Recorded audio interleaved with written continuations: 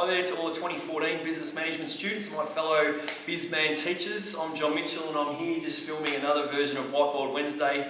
And I thought I'd stop and give a shout out to everyone and let you know about our revision lectures that we're holding in the first week of the September holidays this year.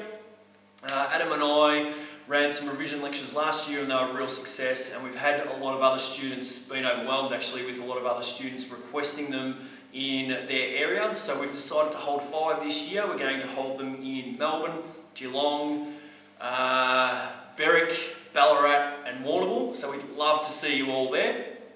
And really I just wanted, this video is a bit off the cuff, I just wanted to stop and let you know about what's going to happen on the day.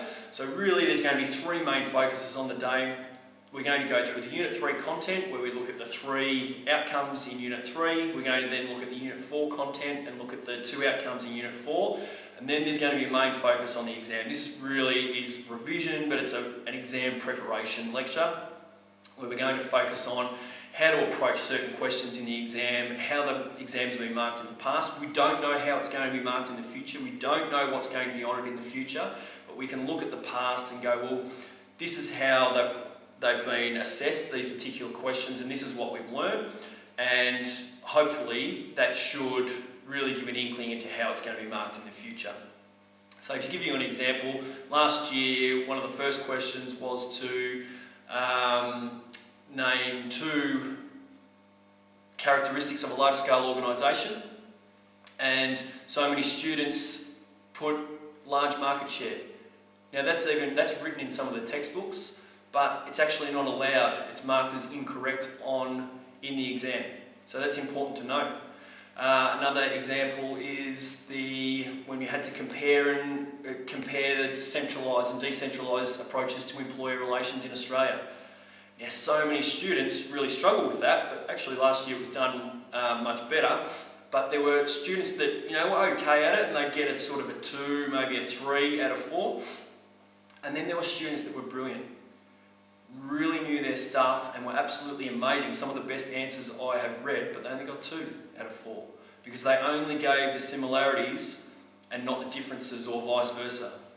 Now, the question said to compare. Now, I have no doubt that if they realised that the word compare meant similarities and differences, they would have blitzed that because they clearly knew what a centralised system was and clearly knew what a decentralised system was. They knew it exceptionally well, but they could only get 2 out of 4 because they didn't quite answer the question. So we'll have certain focuses on those type of things in the exam. The 10-mark question will obviously be a focus because it's a major part of the exam.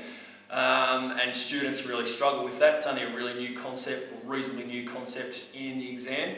So we'll have a real focus on that. We'll give some advice on how we think students should approach it and what we tell our students on how to approach that particular question. So if that sounds like something that is for you, then we'd love you to get in contact with us, and you can book your tickets online. You actually get a 20% discount if you book your tickets online, and we'd love to see you all there.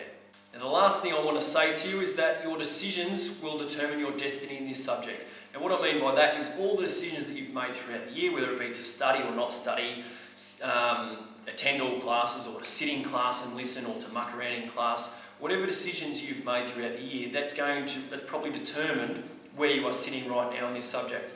Now you may be really happy where you're sitting, or you may be disappointed with where you're sitting right now. But your decisions that you make from now until exam time will again determine how you will go in that exam. And we want to encourage you to make some really strong decisions. That doesn't mean to make the decision to attend our lecture or anything like that. We want you to attend, we'd love you to attend, but we want you to attempt to do your best throughout the rest of the year. That's what we really want to encourage you to do, whether that be to attend one of our lectures or whether it be just to sit at home and just work your butt off and study as hard as you possibly can over the next however many weeks leading up until the exam. That's what we want to encourage you to do. Now for those that are going to attend, just remember that seats are strictly limited, and once they sell out we can't squeeze any more into the venues, and we can't wait to see you all there. It's going to be full on, don't get me wrong, it is 3 hours of it's an intense session where we cover a lot of content and give a lot of advice. but it's something that we think you'll get a lot out of. For those that aren't going to attend, I wish you all the best. I just encourage you to make some really strong decisions, to work as hard as you can, and to get the actual best out of yourself throughout the year, and just go into that exam and just really give it your absolute best, knowing that you've done all the work that you possibly could. Because remember, you can achieve what you set your mind to if you work really hard.